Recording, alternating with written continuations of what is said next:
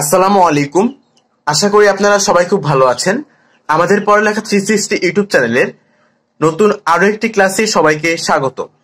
আজকের ক্লাসে আমরা আলোচনা করব এইচএসসির ইংলিশ ফার্স্ট পেপার টেক্সট বুকের unit 13 lesson 2 eating habit and hazards. এই প্যাসেজটির ইউনিট 13 লেসন 2 এই প্যাসেজটির নিচের দিকে আমরা যদি যাই, আমরা খুব সুন্দর এবং খুবই মজাদার একটি গল্প পাবো, স্টোরি পাবো, যে স্টোরির নাম হচ্ছে দ্য লাঞ্চন। তো আমরা লাঞ্চ বলতে বোঝাই যে দুপুরের খাবার। আমরা জানি লাঞ্চ হচ্ছে দুপুরের খাবার। তো আমরা নামটি শুনে বুঝতে পারছি এই গল্পটিতে বা স্টোরিটিতে মূলত দুপুরের খাবার মধ্যাহ্ন ভোজ নিয়ে কোনো একটি কিছু নিয়ে এরকম বিষয় বস্তু নিয়ে আলোচনা করা হয়েছে আমরা বুঝতে পারছি।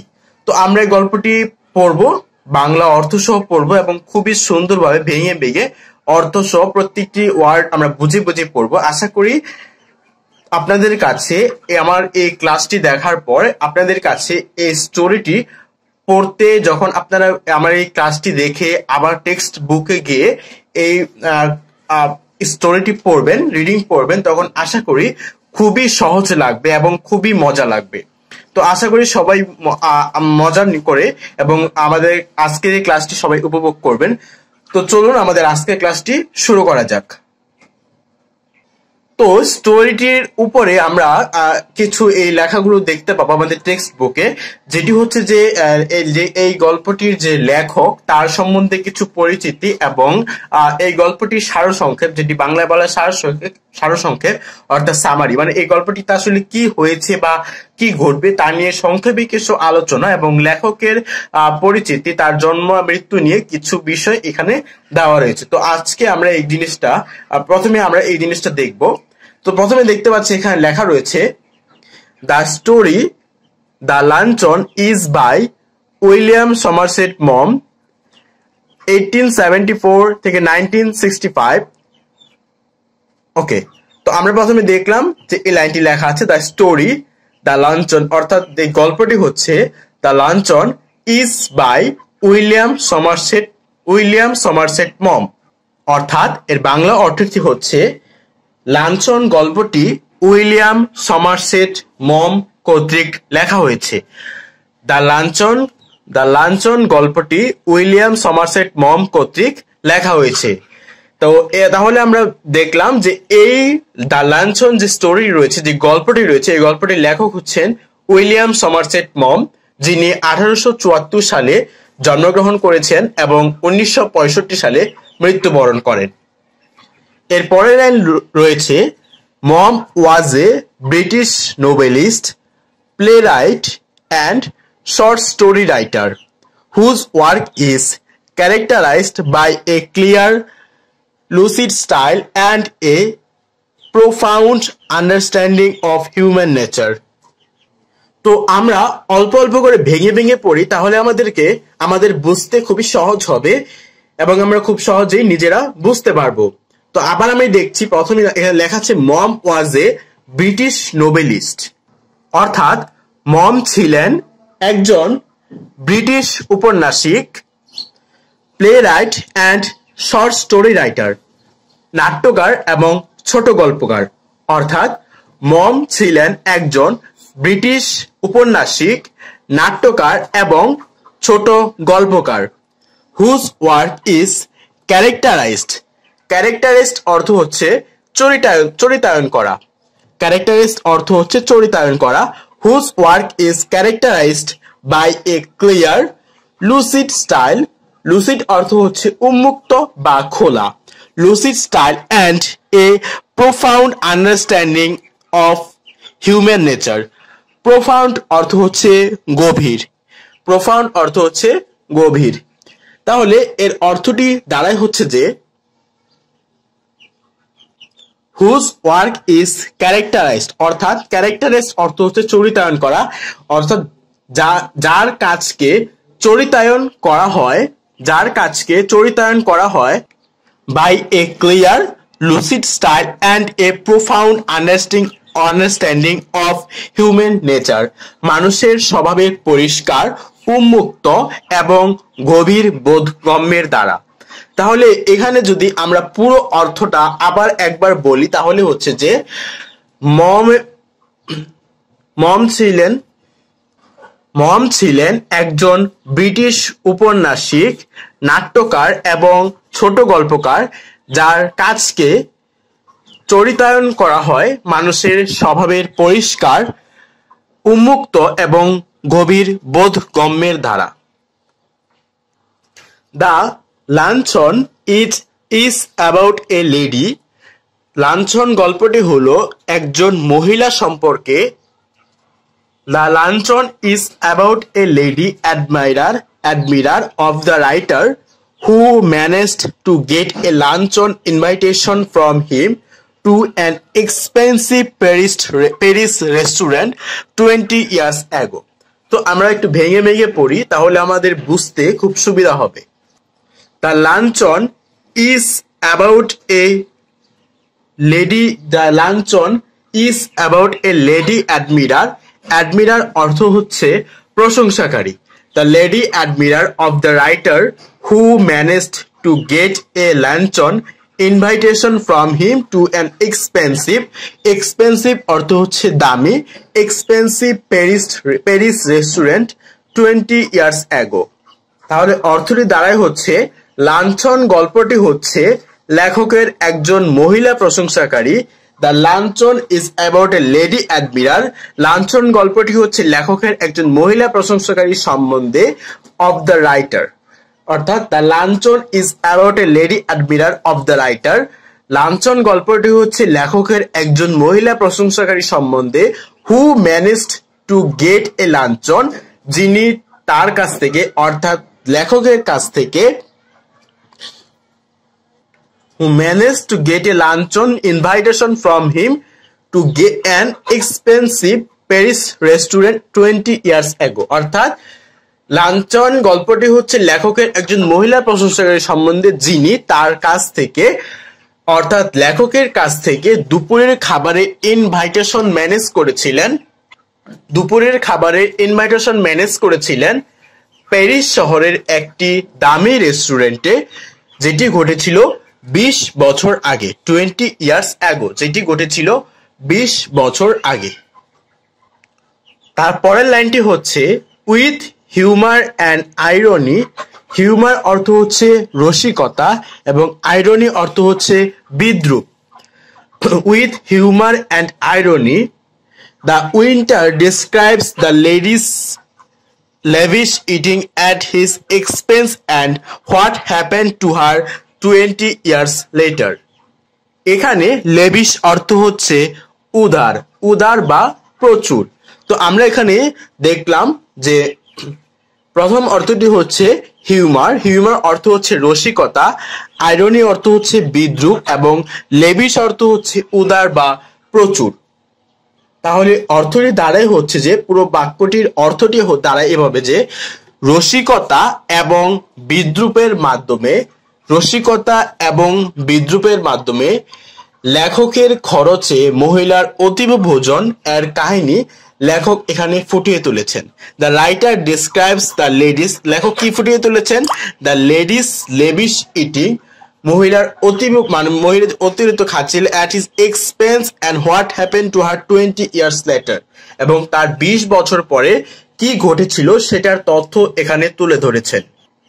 অর্থাৎ রসিকতা এবং বিদ্রূপের মাধ্যমে লেখকের খরচে মহিলার অতীব ভোজন এর কাহিনী লেখক এখানে ফুটিয়ে তুলেছেন এবং তার 20 বছর পরে 20 years later এবং তার 20 বছর পরে কি ঘটেছিল সেটার তথ্য এখানে তুলে ধরেছেন। তো আমরা মূল গল্পটি লক্ষ্য করি। গল্পটির নাম আবারও বলছি, দ্য লাঞ্চন, এবং লিখেছেন উইলিয়াম সমারসেট মম।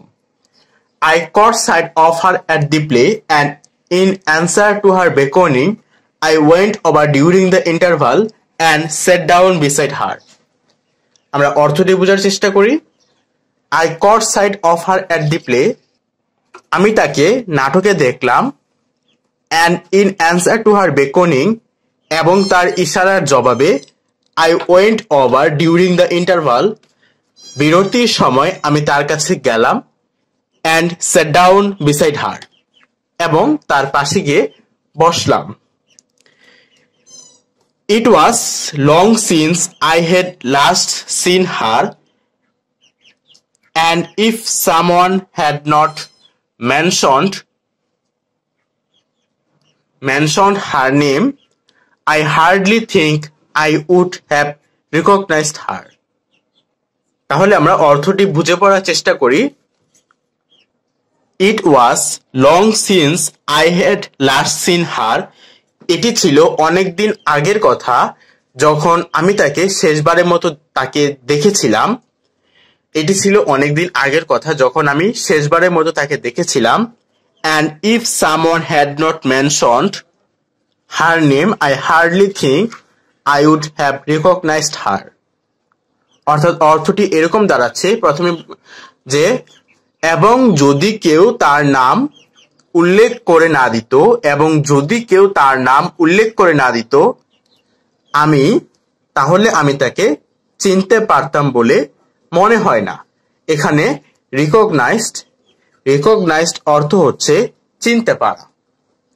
তাহলে অর্থটি হচ্ছে এরকম লাইনটির বাক্যটির যে এটি ছিল অনেকদিন আগের কথা যখন আমি শেষবারের মতো তাকে দেখেছিলাম, এবং যদি কেউ তার নাম উল্লেখ করে না দিত তাহলে আমি তাকে চিনতে পারতাম বলে মনে হয় না. এখানে হার্ডলি বলতে নেগেটিভই বোঝায়, অর্থাৎ পজিটিভের একদম শেষ প্রান্তে যেটি হয় অর্থাৎ নেগেটিভ বোঝায় বলতে গেলে, পজিটিভের একদম শেষ প্রান্তে বলতে গেলে নেগেটিভ, এটাই এই হার্ডলি দ্বারা এটি বোঝায়. বলতে গেলে নেগেটিভ একদম পজিটিভের একদম শেষ পর্যায়ে নেগেটিভ এটি বোঝায়. পরের লাইন লক্ষ্য করি আমরা. She addressed me brightly. She addressed me brightly. এখানে addressed অর্থ হচ্ছে সম্বোধন করা. addressed অর্থ হচ্ছে সম্বোধন করা, এবং ব্রাইটলি অর্থটি হচ্ছে উৎফুল্লভাবে. ব্রাইটলি অর্থ হচ্ছে উৎফুল্লভাবে, অর্থাৎ সে আমাকে উৎফুল্লভাবে সম্বোধন করলো. Well, it's many years since we first met. সে ভালো কথা. ওয়েল অর্থ হচ্ছে সে ভালো কথা. আমাদের প্রথম দেখার পরে অনেক দিন পেরিয়ে গেছে. Well, it's many years since we first met. How time does fly. সময় কিভাবেই না চলে যায়. এটি হচ্ছে একটি এক্সক্লামেটরি সেন্টেন্স, অর্থাৎ হাউ টাইম ডাজ ফ্লাই, সময় কিভাবেই না চলে যায়. We are none of us getting any younger. আমাদের কেউই কিন্তু আরো বেশি যুব হচ্ছি না, আমাদের বয়স কিন্তু কারো কমছে না, আমাদের বয়স কিন্তু ক্রমাগত বেড়েই চলেছে. এর পরের সেন্টেন্সটি হচ্ছে Do you remember the first time I saw you? আপনি আমাকে প্রথম যখন দেখেছিলেন সে কথা আপনার কি মনে আছে? You asked me to luncheon. আপনি আমাকে দুপুরের খাবারের জন্য বলেছিলেন. Did I remember? আমি কি মনে করতে পারছি? It was 20 years ago. এটি ছিল 20 বছর আগের কথা. And I was living in Paris. এবং আমি তখন প্যারিসে বসবাস করছিলাম. I had a tiny apartment in the Latin Quarter overlooking a cemetery, and I was earning barely enough money to keep body and soul together. আমরা ভেঙে ভেঙে অর্থ বুঝে পড়ার চেষ্টা করি. I had a tiny apartment in the Latin Quarter overlooking a cemetery. Symmetry অর্থ হচ্ছে সমাধিক্ষেত্র বা কবরস্থান, অর্থাৎ ল্যাটিন কোয়ার্টারে কবরস্থানের পাশে আমার ছোট্ট একটি অ্যাপার্টমেন্ট ছিল. and I was earning barely enough money to keep body and soul together. এবং আমি তখন এতটা কম পরিমাণে উপার্জন করতাম যা দিয়ে আমি কোনো রকম টাইকেলেসে জীবনযাপন করতাম. She had read a book of mine and had written to me about it. She had read a book of mine. সে আমার একটি বই পড়েছিল and had written to me about it এবং আমাকে এই ব্যাপারে লিখেছিল। I answered thanking her and presently I received from her another letter saying that she was passing through Paris and would like to have a chat with me, but her time was limited and the only free moment she had was on the following Thursday. She was spending the morning at the Luxembourg and would I give her a little luncheon at first afterwards? আমরা অর্থ বুঝে পড়ি। I answered thanking her, তাকে ধন্যবাদ জানিয়ে আমি উত্তর দিলাম, and presently I received from her another letter, এর পরপরই আমি তার কাছ থেকে একটি চিঠি পেলাম, saying that she was passing through Paris, সেখানে সে লিখেছিল যে সে প্যারিস হয়ে কোথাও যাচ্ছে, and would like to have a chat with me. Say Paris হয়ে কোথাও যাচ্ছে এবং আমার সাথে কিছু কথাবার্তা বলতে চায়। প্রেজেন্টলি ওকে, সে আমার সাথে কিছু কথাবার্তা বলতে চায়। But her time was limited, কিন্তু তার হাতে সময় খুব কম, and the only free moment she had was on the following Thursday, এবং তার কাছে এবং একমাত্র অবসর সময় আছে পরের বৃহস্পতিবার। She was spending the morning at the Luxembourg. She was spending the morning at the Luxembourg. অর্থাৎ তার হাতে সময় খুব কম এবং একমাত্র অবসর সময় আছে পরের বৃহস্পতিবার, এবং সেই সকালটা কাটাবে লুক্সেমবার্গে গিয়ে। And would I give her a little luncheon at Foyers afterwards? সে জানতে চেয়েছিল আমি তাকে ফয়র্স রেস্টুরেন্টে ছোট্ট একটি মধ্যাহ্নভোজের আয়োজন করতে পারবো কিনা। সে জানতে চেয়েছিল আমি তাকে ফয়র্স রেস্টুরেন্টে ছোট্ট একটা মধ্যাহ্নভোজের আয়োজন করতে পারবো কিনা। Foyot's is a restaurant at which the French senators eat. Foyot's হচ্ছে একটি রেস্টুরেন্ট যেখানে ফ্রান্সের সিনেটররা খেয়ে থাকেন, and it was so far beyond my means that I had never been thought of going there. এবং এটি আমার সাধ্যের এতটাই বাহিরে ছিল যে আমি কখনো সেখানে যাওয়ার কথা চিন্তাও করিনি। But I was flattered, কিন্তু আমি প্রশংসায় গলে গিয়েছিলাম। And I was too young to have learned to say no to a woman. এবং আমি এতটা যুবক ছিলাম যে আমি কোনো মহিলাকে না বলতে তখনও শিখিনি। I had 80 francs, gold francs, to last me the rest of the month. মাসের বাদবাকিটা চালানোর জন্য আমার শুধু 80 ফ্রান্স অর্থাৎ গোল্ড ফ্রান্স ছিল, and a modest luncheon should not cost more than 15. এবং মাঝারি গোদের একটি মধ্যাহ্নভোজ করাতে সম্ভবত 15 ফ্রান্সের বেশি খরচ হবে না। If I cut out coffee for the next weeks, I could manage well enough. আমি যদি পরবর্তী 2 সপ্তাহ কফি বাদ দিতে পারি তাহলে আমি ভালো করেই চলতে পারবো। তো আজকে এই পর্যন্তই থাকবে। এটি ছিল আমাদের এই story, the luncheon story part 1। আমরা চেষ্টা করছি যে আমরা ইনশাআল্লাহ এটাকে কয়েকটি পার্টি বিভক্ত করার। এটি হচ্ছে পার্ট 1, আশা করি পার্ট 3 পর্যন্ত হয়তো বা এটি যেতে পারে। সমস্যা নেই, কোনো চিন্তার কারণ নেই। প্রতিটি পার্টির লিঙ্ক আমরা কমেন্ট সেকশনে ফার্স্ট কমেন্টে দেওয়া থাকবে। তো নেক্সট পার্ট 2তে আমরা পরবর্তী অংশটুকু নিয়ে ইনশাআল্লাহ আমরা আলোচনা করব। আশা করি সবাই আমাদেরকে সাপোর্ট করবেন এবং আমাদের এই ক্লাসটি যদি ভালো লেগে থাকে বন্ধুদের সাথে শেয়ার করে দিবেন। সবাইকে অনেক অনেক ধন্যবাদ। আসসালামু আলাইকুম ওয়া রাহমাতুল্লাহি ওয়া বারাকাতুহু।